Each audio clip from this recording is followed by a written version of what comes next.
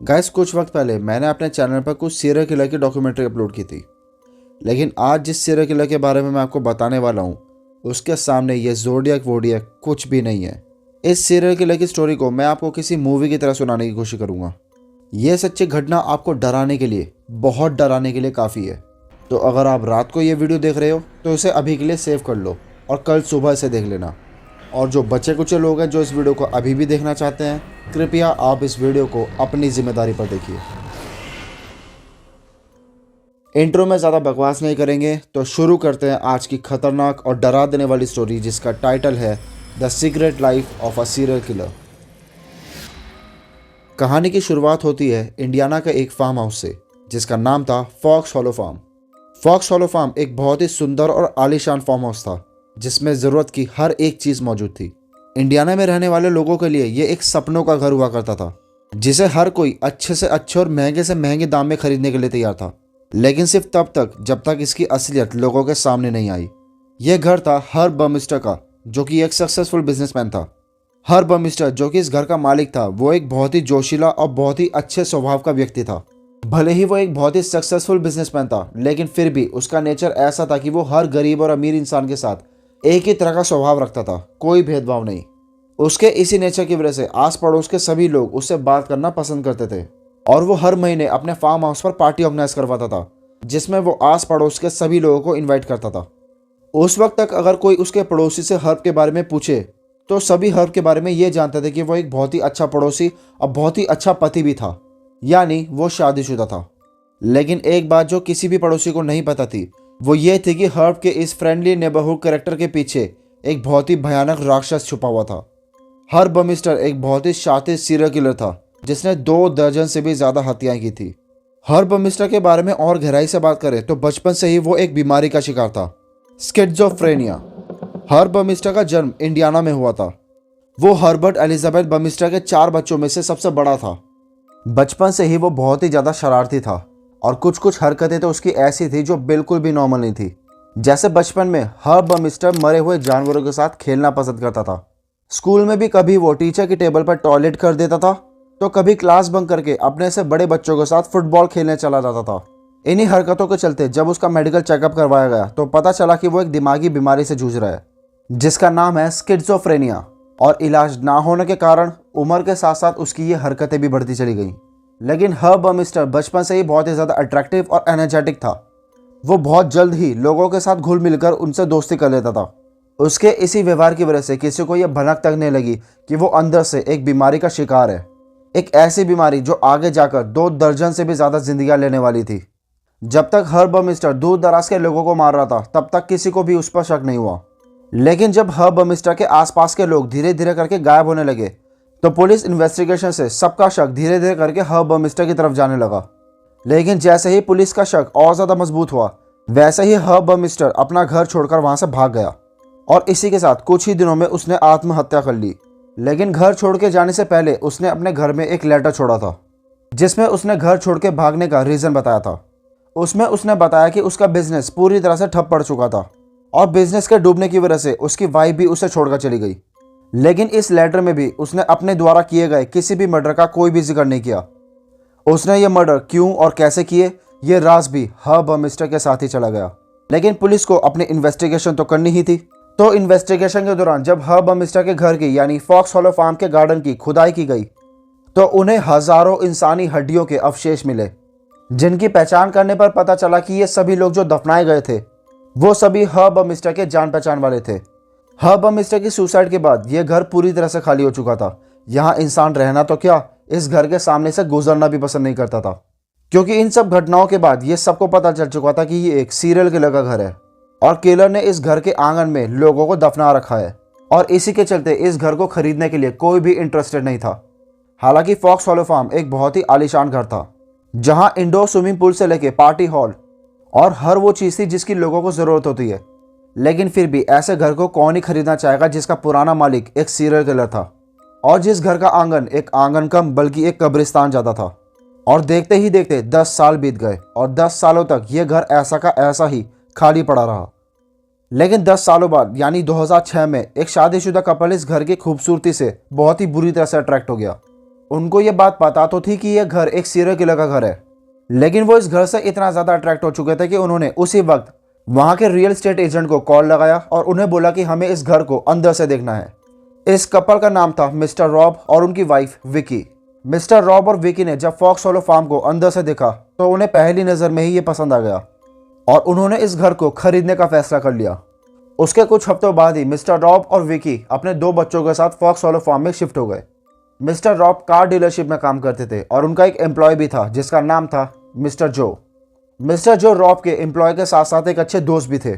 Mister Rob और विकी के घर शिफ्ट होने के बाद जो एरिया उन्हें सबसे ज़्यादा पसंद आया वो था स्विमिंग पूल वाला एरिया, जिसमें उनके दोनों बच्चे स्कूल से घर लौटने के बाद नहाया करते थे। घर में शिफ्ट होने के 1 हफ्ते बाद ही उन लोगों के साथ कुछ अजीबोगरीब चीज़ें होने लगी। कभी कभी तो वो चीज़ें इतनी ज़्यादा डरा देने वाली होती थी कि विकी को नींद तक नहीं आती थी। एक बार विकी उसी स्विमिंग पूल वाले एरिया में वैक्यूम क्लीनर से सफाई कर रही थी। सफाई करते करते उसका वैक्यूम क्लीनर अचानक से बंद पड़ गया। विकी ने जब मुड़कर देखा तो उसने देखा कि वैक्यूम क्लीनर का वायर सॉकेट से बाहर निकल रखा था। तो विकी ने सोचा कि शायद मैंने प्लग को सॉकेट में ठीक से लगाया नहीं होगा, तो उसने दोबारा से उस प्लग को सॉकेट में लगा दिया और उसने इस बार ये श्योर किया कि प्लग ठीक से सॉकेट में लगा है या नहीं। जिसके बाद वो फिर से सफाई करने लगी। सफाई करने के कुछ ही देर बाद वो प्लग दोबारा से सॉकेट से बाहर निकल गया। विकी ने जब दोबारा पीछे मुड़कर देखा तो वो हैरान रह गई, क्योंकि इस बार वो प्लग सॉकेट से सिर्फ बाहर ही नहीं निकला था बल्कि बाहर निकल के काफी दूर पड़ा था। और विकी को ये अच्छे से याद था कि उसने प्लग को बहुत ही अच्छे से लगाया है और ना ही उसके पैर से वो वायर खींचा हो जिस वजह से वो प्लग निकल गया। विकी ने तीसरी बार उस प्लग को सॉकेट में लगाया और कुछ देर तक उसे ही देखती रही और देखते ही देखते उसकी आंखों के सामने वो प्लग झटके से उस सॉकेट से बाहर निकल गया, मानो जैसे उसे किसी ने बहुत ही जोर से खींचा हो। यह देख विकी बुरी तरह से डर गई और वैक्यूम को वहीं छोड़ वहां से भाग गई।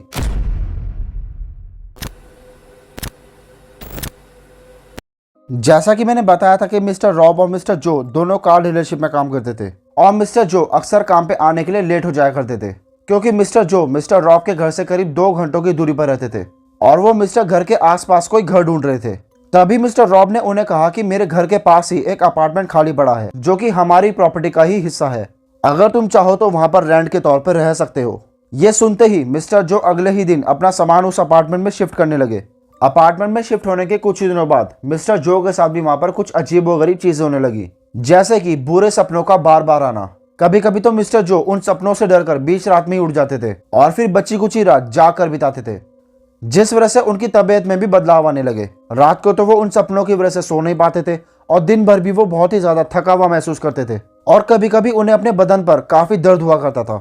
मिस्टर जो ने सोचा कि शायद ये सब कुछ न्यू अपार्टमेंट में शिफ्ट होने की वजह से हो रहा है। कुछ दिनों बाद यहाँ के एनवायरनमेंट में ढल जाऊंगा तो सब कुछ ठीक हो जाएगा।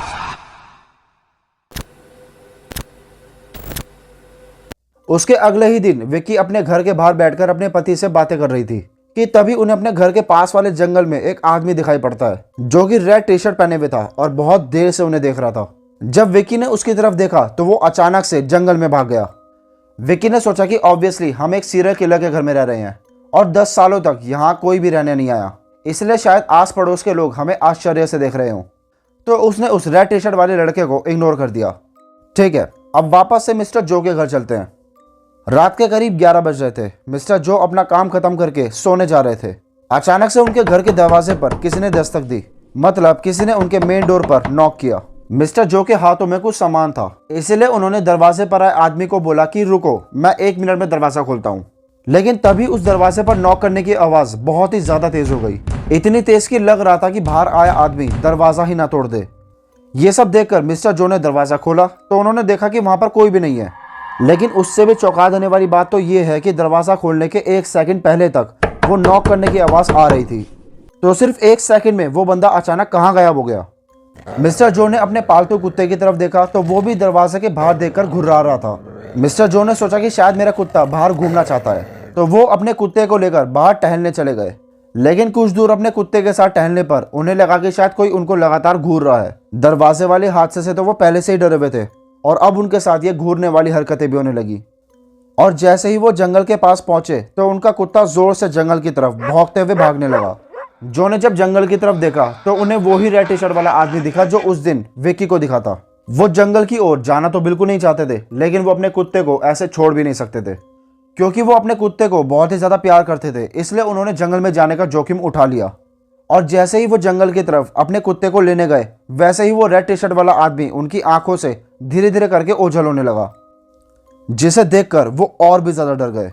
एंड फाइनली वो अपने कुत्ते को लेकर वापस अपने घर आ गए। लेकिन उस दिन जो भी उन्होंने देखा और जो कुछ भी उनके साथ हुआ, ये सब एक्सपीरियंस करके वो इतना ज्यादा डर चुके थे कि वो पूरी रात लाइट्स ऑन करके सोफे पर ही बैठे रहे और लगातार खिड़की की तरफ देखते रहे। जैसे तैसे वो रात गुजरी और अगला दिन आया, और अगली ही सुबह मिस्टर जो ने सब कुछ मिस्टर रॉब और विकी को बता दिया। जो कुछ भी उसने एक्सपीरियंस किया, दरवाजा नॉक करने से लेके जंगल में उस आदमी को देखने तक, उसने सब कुछ मिस्टर रॉब और विकी को डिटेल में बता दिया। और जैसे ही मिस्टर जो ने उस रेड टी शर्ट वाली परछाई के बारे में बात की, वैसे ही विकी भी बहुत बुरी तरह से शॉक हो गई, क्योंकि विकी ने भी उस रेड टी शर्ट वाली परछाई को देखा था, वो भी उसी जंगल में जहां मिस्टर जो ने देखा था।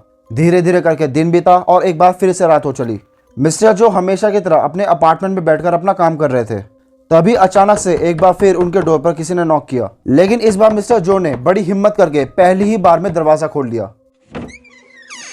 दरवाजा खोला तो अगेन वहां कोई नहीं था, जिसके बाद मिस्टर जो ने दरवाजा लॉक किया और सामने जाकर एक सोफे पर बैठ गए और सोफे पर बैठकर लगातार उस दरवाजे को देखते रहे बिना पलके झपकाए।